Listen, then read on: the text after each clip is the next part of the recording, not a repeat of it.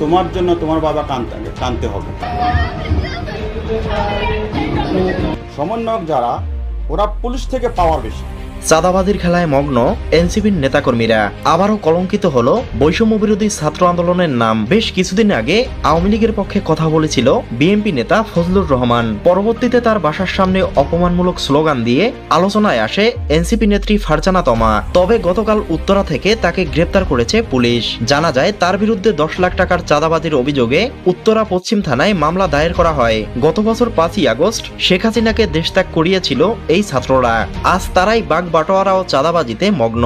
দেশ রক্ষা নয়, বরং দেশকে ধ্বংস করছে এই ছাত্র নামের নব্য রাজাকাররা। এ বিষয়ে কি বলছে বিশ্লেষকরা? বিস্তারিত জানতে সম্পূর্ণ ভিডিওটি দেখতে থাকুন। দর্শক, আবারও চাঁদাবাজি, আবারও সমন্বয়ক। এবার ভালো কথা সেটা হচ্ছে পুলিশ 3 জন সমন্বয়কে গ্রেপ্তার করেছে। সমন্বয়ক পরিচয় দিয়ে চাঁদাবাজি করতে গিয়ে মামলা থেকে উদ্ধার করে দেবে, মামলা থেকে জামিনের ব্যবস্থা করবে, মামলা মুক্ত করে দেবে। এই কারণে 10 লাখ টাকা চাঁদা চেয়ে অর্ধেক টাকা নিয়ে বাকি অর্ধেক নেয়ার জন্য চাপ দেওয়ার পরিপ্রেক্ষিতে থানায় মামলা এবং পুলিশের গ্রেপ্তার। এটা একটা শুভ লক্ষণ।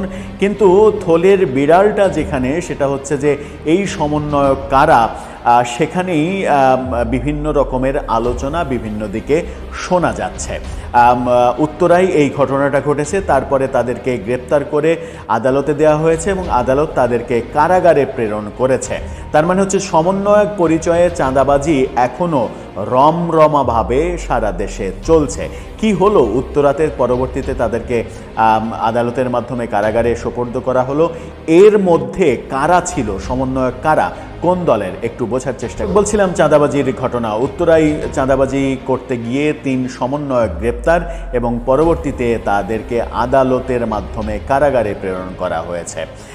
গণমাধ্যম যেটা বলছে, বিডি নিউজ 24, তাদের শিরোনামটা দেখে নিতে পারেন। সেখানে বলা হচ্ছে উত্তরায় সমন্বয়ক পরিচয়ে চাঁদাবাজি, 3 জন কারাগারে। মামলা থেকে অব্যাহতি পাইয়ে দেওয়ার কথা বলে 10 লাখ টাকা চাঁদা দাবি করেছিলেন তারা। কি বলা হচ্ছে? সমন্বয়ক পরিচয় দিয়ে মামলা থেকে অব্যাহতি পাইয়ে দেওয়ার কথা বলে চাঁদাবাজির অভিযোগে 3 জনকে কারাগারে পাঠানো হয়েছে। তদন্ত কর্মকর্তার আবেদনের শুনানি করে ঢাকা মহানগর হাকিম মেহেদী হাসান এই আদেশ দিয়েছেন। 3 জন হলেন এইচ নোমান রেজা, তানজিল হোসেন, ফারিয়া আক্তার তমা। তমাকে বলা হচ্ছে কিছুদিন আগে মুক্তিযোদ্ধা ফজলুর রহমান, বিএনপির নেতা, যে কারণের প্রেক্ষাপটে বিএনপি তাকে 3 মাসের জন্য বহিষ্কার করেছে, সেই ফজলুর রহমানের বাসা সেগুনবাগিচায় দুদক কার্যালয়ের অপোজিটে যে বড় বিল্ডিংটা, সেখানে 14 তলায় থাকেন। সেই বাসার সামনে মব তৈরি করেছিল যারা, এবং একজন নারী সেখানে খুবই আলোচিত হয়েছিলেন। নোংরা স্লোগান দিয়ে, নোংরা প্ল্যাকার্ড লেখে, সেই নারী নাকি এই তমা। এবং এই তমা, অনেকে বলছেন যে তিনি বাগসাসের সদস্য এবং অন্য যে 2 জন, তারাও এই বৈষম্য বিরোধী আন্দোলনের বিভিন্ন পর্যায়ের সংগঠনের সঙ্গে তারা জড়িত। স্পেসিফিক পরিচয় এখনও পাওয়া যায়নি, তারা স্পেসিফিকলি বাগসাসের সদস্য নাকি এনসিপির সদস্য নাকি অন্য কোনো প্ল্যাটফর্মের সদস্য। তবে বিভিন্ন আলোচনা শোনা যাচ্ছে যে এই তমা ওই ফজলুর রহমানের বাড়িতে মব সৃষ্টি করা, মাইকে মুক্তিযোদ্ধা বলে কটাক্ষ করা, নেমে আসেন সুর ধরা এবং পরবর্তীতে সেখানে বসে অশ্লীল ভাষায় স্লোগান দেওয়া, অশ্লীল প্ল্যাকার্ড সামনে পায়ের সামনে নিয়ে বসে থাকা। মানে এই কাজগুলো যে নারী করেছিলেন, সেই নারী নাকি এই সমন্বয়ক তমা। তদন্ত কর্মকর্তা উত্তরা পশ্চিম থানার এসআই আব্দুল মালেক খান তাদের আদালতে হাজির করে কারাগারে পাঠানোর আবেদন জানালে তাদেরকে মানে কারাগারে পাঠানো হয়। তাদের কিন্তু রিমান্ডে চাওয়া হয়নি। কেন, কাদের ইন্ধনে এই চাঁদাবাজি করতে গেল তার তথ্য বের করার জন্য তো রিমান্ডে চাইতে পারত পুলিশ, কিন্তু রিমান্ডে চায়নি।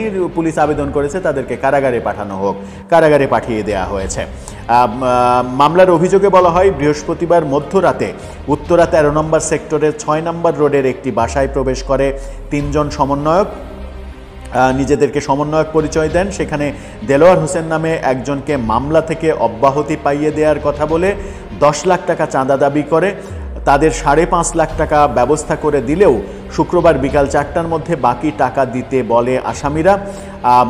তারা পরিবারটিকে নানাভাবে হুমকি দিয়ে চলে যান, হুমকি দিয়েছেন যদি চাঁদা না দেয় তাহলে বিপদ হবে এই বলে।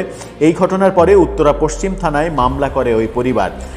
ঘটনার পর রাতেই বিমানবন্দর থানার সামনে থেকে নোমান রেজাকে গ্রেপ্তার করে পুলিশ। তার দেয়া তথ্য মতে তানজিল এবং তমাকে উত্তরার জসিমউদ্দিন এলাকা থেকে গ্রেপ্তার করা হয় পরবর্তীতে, এবং সেই গ্রেপ্তারের পরে আমরা দেখেছি যে আদালতে সোপর্দ করা হলো এবং আদালত তাদেরকে কারাগারে পাঠিয়ে দিল।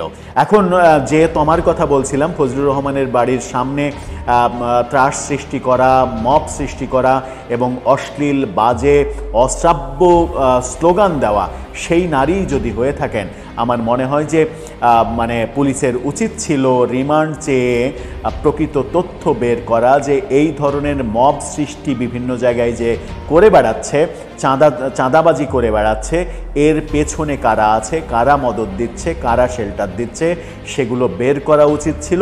এবং যখন ফজলুর রহমানের বাড়িতে তারা আক্রমণ করেছিল তখনই কিন্তু তাদের পরিচয় জানা গিয়েছিল যে তারা উত্তরার বাসিন্দা, উত্তরা থেকে এখানে এসেছে মব তৈরি করতে। আমার মনে হয় যে পুলিশের অ্যাক্টিভিটিস খুব একটা দৃঢ় অ্যাক্টিভিটিস আমরা দেখলাম না। অ্যাক্টিভিটিস যদি দৃঢ় না হয় তাহলে এই মব এবং চাঁদাবাজি, সমন্বয়ক পরিচয় দিয়ে চাঁদাবাজি, এগুলো থামবে না। বিভিন্ন দল থেকেও তো বলা হচ্ছে, এমনকি এনসিপিও তো বলছে যে আমাদের নাম ভাঙিয়ে কেউ যদি চাঁদাবাজি করতে চায় তাহলে তাকে পুলিশে দেন, তাকে শাস্তি দেন। তো তাহলে পুলিশের সমস্যা কোথায়? যেহেতু বৈষম্য বিরোধী আন্দোলনের স্টেক হোল্ডাররাই বলছেন তাদের নাম কিংবা সমন্বয়ক এই ব্যাপারগুলো মানে পরিচয় দেওয়া যাবে না, আর সমন্বয়ক বলতে আর কিছু নেই, এটা ঘোষণা করে দেওয়া হয়েছে। বৈষম্য বিরোধী আন্দোলনের কোনো কমিটি সারা দেশে নেই, সেটাও ঘোষণা করে দেওয়া হয়েছে। এখন যদি বাগসাসের সদস্য তারা হয় কিংবা এনসিপির সদস্য যদি তারা হয়, তদন্তে যদি সেগুলো উঠে আসে তাহলে সেই ব্যাপারে দল কি পদক্ষেপ নেয় এবং সরকার কি পদক্ষেপ নেয় সেটাই এখন দেখার বিষয়। তবে আমরা প্রত্যাশা করব যে এই সমন্বয়ক পরিচয় দেওয়া, জুলাই যোদ্ধা পরিচয় দেয়া, জুলাইয়ের চেতনা বিক্রি করা, মানে বৈষম্য বিরোধী আন্দোলনের পরিচয় দেওয়া, তৌহিদি জনতা পরিচয় দেয়া, এই পরিচয় দিয়ে যারা সারা দেশে মব তৈরি করছে, সারা দেশে চাঁদাবাজি করছে, তাদেরকে কঠোর হস্তে দমন করতে না পারলে আগামী নির্বাচনের যে আলোচনা এবং যে প্রস্তুতি চলছে সেই সময় গভীর সংকটে পড়তে পারে দেশ। সেই ব্যাপারে সরকারের এখনই সচেতন হতে হবে বলে মনে করছেন অনেকেই। দর্শক, আপনি কি মনে করছেন? আপনার মতামত জানিয়ে লিখতে পারেন আমাদের কমেন্ট বক্স।